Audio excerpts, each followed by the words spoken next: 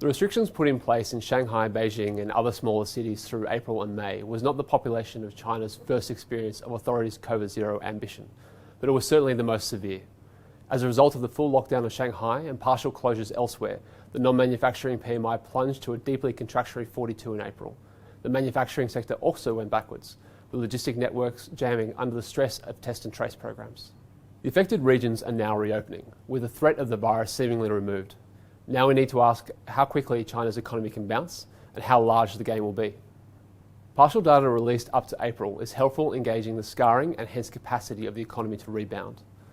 Clearly the cost is nowhere near that of 2020, when GDP initially contracted 10% in Q1 before rebounding over 17% in the following 9 months.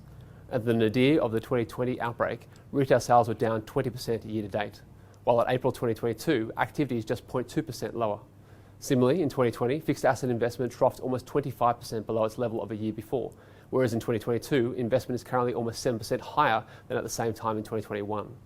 While trade has recently been heavily disrupted, China's trade position was still a spectacular positive at April 2022, having seen a historic widening through 2020, 2021 and into 2022. These facts emphasise the strength and vitality of China's economy. Like in 2020, released from lockdown, their economy is capable of bouncing strongly, particularly given the breadth and scale of support being offered by authorities. On the monetary front, April's reserve requirement ratio cut of 25 basis points on top of the 50 basis points cut delivered last December has provided the banking system with liquidity and purpose.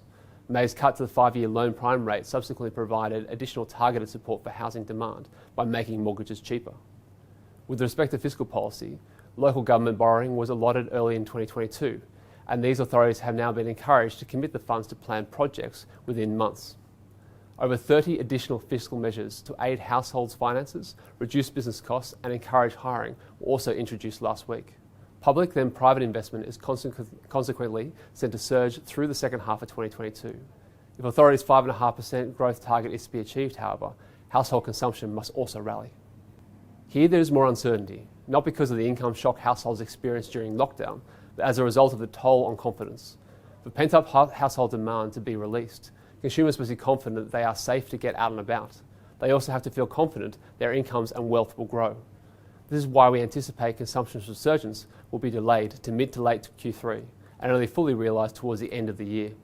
As it is, the economic benefit is likely to remain within China's borders, with international travel to remain highly restricted and authorities also encouraging purchase of Chinese-made goods over foreign imports. Authorities' GDP target of near 5.5% growth is therefore still attainable in 2022, but there are two clear risks. One is that further significant outbreaks and lockdowns are seen.